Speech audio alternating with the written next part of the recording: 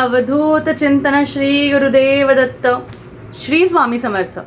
आजच्या व्हिडिओमध्ये आपण आज बघणार आहोत की लहान मुलं जी असतात ती सध्याच्या काळात ऑनलाईन क्लासेसमुळे काय होतंय, त्यांच्या अभ्यासात त्यांचं लक्ष लागत नाही आणि त्यामुळे मुलांना ह्या गोष्टीसाठी काही उपाय हवे असतात आणि उपाय म्हणजे हे आपल्याला हवे असतात, पण त्यांना आपण कसं अभ्यासात रस वाढावं आणि त्याचबरोबर त्यांची स्मरणशक्ती वाढावी याबद्दलचा आपण आजच्या व्हिडिओमध्ये जो आहे तो विचार करणार आहोत। त्याचबरोबर आज मी तुम्हाला अशी गोष्ट सांगणार आहे ज्याने तुम्हाला जर का मुलांमध्ये जर का काही तुम्हाला असं वाटत असेल की ते लक्ष देत नाहीये, त्यांच्या विचारात काहीतरी असं होतंय की ते कुठली गोष्ट म्हणजे पाठ केली तर ते विसरून जातात, अशा बऱ्याचशा गोष्टी असतात, तर ती गोष्ट सुद्धा लक्षात राहण्यासाठी मी तुम्हाला एक खूप छोटीशी गोष्ट सांगणार आहे, ती तुम्हाला करायची आहे आणि सगळ्या गोष्टींचं निवारण तुमच्याकडे होऊन जाणार आहे। तर नमस्कार, मी रोहिणी परत एकदा तुमचं स्वागत करते माझ्या ह्या चॅनलवर आणि आजच्या व्हिडिओमध्ये आपण काय बघणार आहे ते तर तुम्हाला मी सांगितलंच आहे। तर त्याचबरोबर तुम्हाला जर का आजचा व्हिडिओ आवडला तर नक्कीच लाईक करा, शेअर करा आणि आपल्या चॅनलला सबस्क्राईब करायला विसरू नका आणि अशाच येत्या व्हिडिओजची अपडेट्स येण्यासाठी त्या ऑलवर क्लिक करा। सर्वात महत्त्वाचं, तुम्ही खाली कमेंट बॉक्समध्ये श्री स्वामी समर्थ किंवा अवधूत चिंतन श्री गुरुदेव दत्त असं लिहायला विसरू नका, म्हणजे काय होईल, तुम्ही माझा व्हिडिओ बघितला असं मला नक्कीच वाटेल। तर चला व्हिडिओची सुरुवात करूया। तर मुलांची जर का स्मरणशक्ती वाढ आपल्याला करून घ्यायची असेल आणि त्यासाठी जर का तुम्हाला छोटे मोठे उपाय हवे असतील, अगदी छोटे, ज्याच्यामध्ये तुम्हाला खर्च नाही करायचा आहे किंवा अशा काही गोष्टी करायच्या नाही ज्यामध्ये मुलं काही ती गोष्ट करणार नाही, तर साध्या सिंपल गोष्टी तुम्हाला मी सांगणार आहे। तर कधी कधी कसं होतं ना, आपण मुलांना जबरदस्ती करतो, त्यांना जबरदस्तीने अभ्यासाला बसवतो किंवा त्यांना मारतो किंवा ओरडतो, तर ह्यानी काय होतं ना, त्यांच्या मेंटली त्यांना थोडंसं असं वाटतं की अरे ही जबरदस्तीने केलेली गोष्ट ती अशी हे पडणार नाही।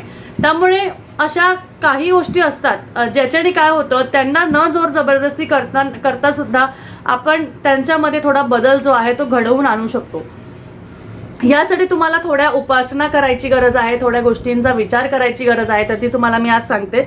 सर्वात महत्त्वाचा, लहान मुलांचे आवडते जे देव आहेत म्हणजेच गणपती बाप्पांचं स्मरण तुम्हाला त्यांना करायला लावायचं आहे।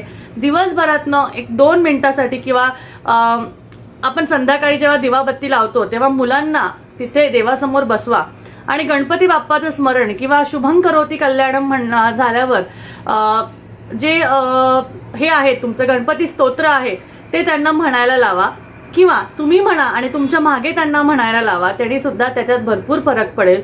त्याचबरोबर सरस्वती मातेचं नामस्मरण, त्यांचं जे मंत्र आहे त्याचा उच्चार 11 वेळा जप करायचा आहे तुम्हाला। 11 वेळा जप केल्याने आणि मुलांना त्याच्या मागे म्हणायला लावा, त्यांनी त्यांच्या ज्या स्मरणशक्तीच्या वाढामध्ये खूप तुम्हाला दिसून येईल आणि त्याचबरोबर त्यांचं लक्ष केंद्रित होईल आणि त्यांना बाकीचे जे आपण म्हणतो आउट ऑफ ह्याच्यातनं जाणं किंवा त्यांचा जो अभ्यास आहे त्यातनं लक्ष बाहेर जाणं, अशा ज्या गोष्टी असतात, म्हणजे जिथे लक्ष द्यायला हवंय ती गोष्ट न करता दुसऱ्या गोष्टी न करणं असा होणार नाही आणि सगळ्या गोष्टी सुरळीत चालतील।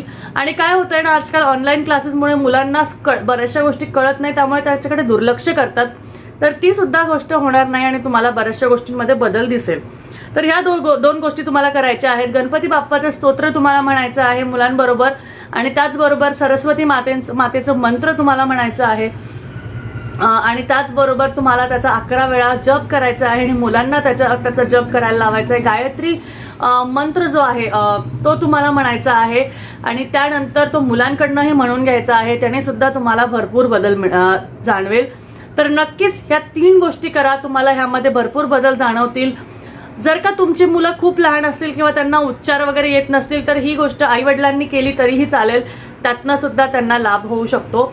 फक्त ही गोष्ट म्हणायच्या वेळेस तुम्ही त्यासमोर एक फुलपात्रात पाणी ठेवा आणि ते पाणी लहान मुलांना पाजा, त्याने सुद्धा तुम्हाला खूप बदल दिसतील।